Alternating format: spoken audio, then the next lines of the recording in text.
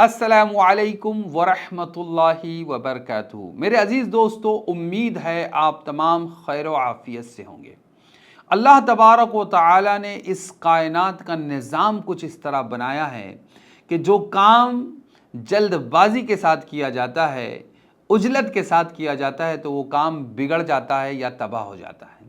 اور یہ محاورہ آپ نے عام طور پر سنا ہوگا کہ جلد بازی کا کام جو ہے وہ بگڑ جاتا ہے۔ لیکن اس کے برعکس اگر کوئی کام مناسب وقت میں مناسب رفتار کے ساتھ کیا جائے تو وہ کام بحسن خوبی پائے تکمیل کو پہنچتا ہے۔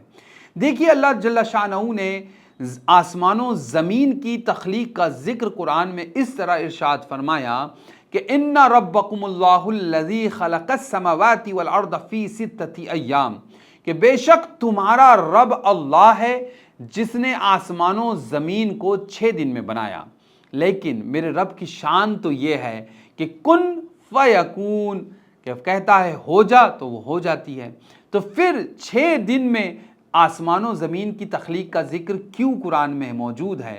تو اس آیت کے تحت مفسرین ارشاد فرماتے ہیں کہ اس کے اندر حکمت یہ ہے کہ اللہ تبارک و تعالی اپنے بندوں کو کام کرنے میں آہستگی کا سبق دے رہا ہے۔ اب دیکھیے، انسان اتنا جلد باز ہوتا ہے کہ وہ بہت کم وقت میں بہت اچھے نتائج حاصل کرنے کی امید میں کام کو بڑی تیزی سے کرتا ہے، اور وہ اس کے اندر مکمل طور سے اس کام کے اوپر توجہ نہیں بنا پاتا، جس کا نتیجہ یہ ہوتا ہے کہ اس کا کام بگڑ جاتا ہے۔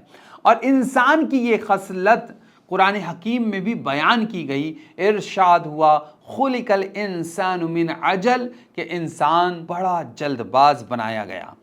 اور دوسری جگہ ارشاد ہوا وَكَانَ الْإِنسَانُ عَجُولًا، کہ انسان بڑا جلد باز ہے۔ ان دونوں آیتوں سے یہ بات معلوم ہوئی کہ جلد بازی ہماری فطرت میں ہے۔ تو اب انسان کو چاہیے کہ وہ اپنی اس خصلت پر قابو پائے اور جلد بازی میں کام نہ کرتے ہوئے آہستگی کے ساتھ کسی بھی کام کو اسٹیپ وائز کرے تاکہ وہ پائے تکمیل کو پہنچے۔ اور ویسے بھی نبی اکرم نور مجسم صلی اللہ تعالی علیہ وسلم کا ارشاد گرامی بھی ہے کہ میرے آقا ارشاد فرماتے ہیں کہ معاملے کے اندر ٹھہراؤ یا تدبر جو ہے وہ اللہ کی طرف سے ہے، اور جلد بازی جو ہے وہ شیطان کی طرف سے ہے۔ تو ہمیں چاہیے نبی اکرم صلی اللہ علیہ وسلم کی اس حدیث کو اپنے ذہن میں رکھے اور کام کے اندر آہستگی لائے اور اطمینان کے ساتھ میں اپنے کام کو پائے تکمیل تک پہنچائے۔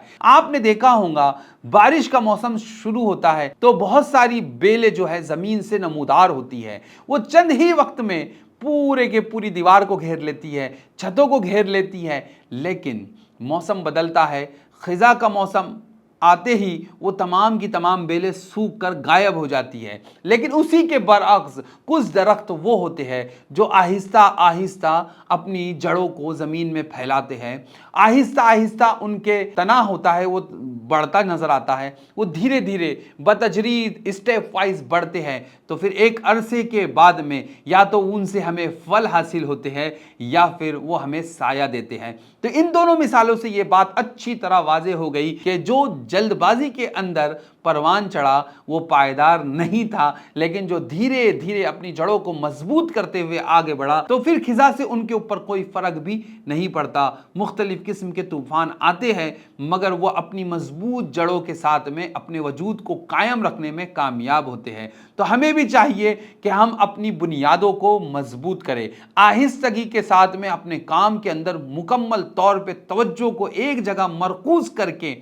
اپنے کام کے اوپر دھیان دے تو انشاءاللہ العزیز آپ کو اچھے اس کے نتائج جو ہے حاصل ہو جائیں گے۔ لیکن جلد بازی نہیں کرنا چاہیے۔ ویسے بھی انگریزی کے اندر ایک محاورہ آپ نے سنا ہوگا کہ گڈ تھنگز ٹیک ٹائم، کہ کچھ اچھا کرنے کے لیے ٹائم درکار ہوتا ہے، وقت درکار ہوتا ہے۔ تو ہمیں چاہیے کہ ہم جو بھی کام کریں پوری توجہ کے ساتھ کریں اور آہستگی کے ساتھ کریں، انشاءاللہ العزیز اس کے نتائج جو ہے وہ بہت اچھے آئیں گے۔